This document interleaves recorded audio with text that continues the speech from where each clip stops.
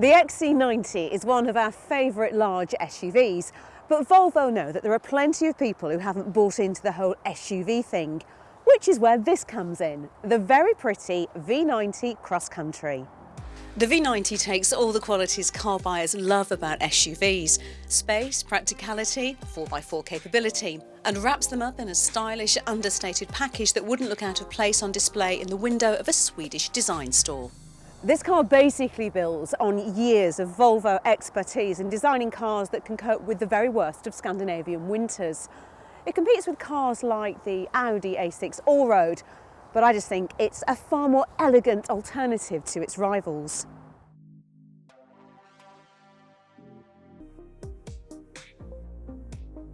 And a 65mm raise in ride height, which combines with a standard four-wheel drive system to provide extra ground clearance along with better traction. Inside the story is very similar. It's simple, it's understated, and here's that word again. It's so elegant. I love the crystal trim that you get here on the start button, whilst all the storage compartments are just beautifully hidden away. And the whole interior is an array of really tactile, contrasting materials. But one of the things I like most is here in the centre console, this tablet-like infotainment system, which basically means that you get no clutter in here whatsoever. All those extra buttons and dials have just gone. Now, I wasn't a massive fan of this when I first saw it in the XC90, but that basically means that I'm a Luddite and I don't adapt to new technology very well, because now I think it's fantastic. It's extremely intuitive, really easy to use. You've got everything here on a central screen, and I really like the fact that the climate control isn't hidden away in a sub-menu. Instead, it's placed sensibly here at the bottom of the screen where it's easy to access. There's also a separate manual audio control. You can pinch and you can zoom just as you do on your tablet. You can create a Wi-Fi hotspot, and it comes with a host of apps, including Android Auto or Apple CarPlay. I think it's one of the best premium systems because it does exactly what great tech should. It doesn't confuse the hell out of you, and it actually makes life easier. One thing you don't get is a huge amount of choice when it comes to spec and trim, because the Cross Country is really a trim level all on its own. But it is pretty well equipped, particularly in this top-of-the-range Cross Country Pro version. Every V90 comes with a huge list of equipment as standard, including that 9-inch touchscreen infotainment system, semi-autonomous drive technology that can take care of the steering, accelerator and braking at speeds of up to 80 miles per hour, keyless entry, LED headlights, 2-zone climate control, heated front seats, 17-inch alloys, split folding rear seats, and a whole raft of safety kit, which is part of Volvo's commitment that nobody should be killed or seriously injured in a new Volvo car by 2020. Let's just say you're not going to be left wanting for much. When it comes to practicality, the V90 does take a hit over its larger SUV sibling, the XC90. Boot space is considerably smaller. It's the price you pay for that lovely low roofline, I'm afraid.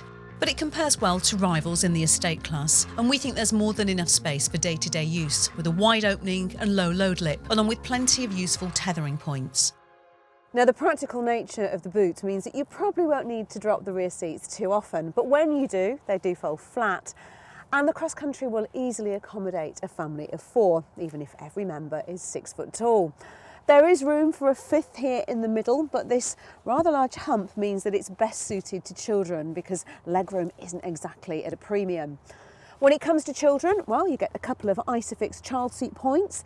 The back doors are open nice and wide to make getting little ones in and out easy. And there is its own climate control, complete with a touchscreen to keep everyone in the back warm or cool. When it comes to engines, if diesels are for you, then there's a choice of 2. The 2-litre D4 or D5, plus there's the option of a 2-litre T6 petrol, which feels smooth and fast, whilst they're all paired with an 8-speed automatic gearbox. This car has the less powerful D4 diesel engine fitted, and it isn't as responsive as the punchier D5, which picks up really well right throughout the range. This D4 is a bit clattery when it's not doing much, but as this particular model has the rather excellent, although rather expensive, Bowers & Wilkins sound system fitted, funnily enough, it's not bothering me too much. And besides, once you open the engine up, it's absolutely fine and things get an awful lot quieter. The regular Volvo V90 and this cross-country version isn't quite as focused on the driver as the BMW 5 Series Touring or Mercedes E-Class Estate. But we think this is actually a rather refreshing decision on Volvo's part. It has other things going for it, and it's a comfortable, peaceful and relaxing car to drive that allows motorway miles to slip by almost unnoticed. This isn't to say that the cross-country doesn't handle well. The steering may be light, but it still responds on twisty roads when it's pushed. Although its raised ride height does mean it leans a little into bends, and you notice lumps and bumps in the road more than you do in the standard V90. And while you can opt for a sport mode, which sharpens up the handling, that, I'm afraid, also has a slightly negative impact on the ride, making it feel harsher.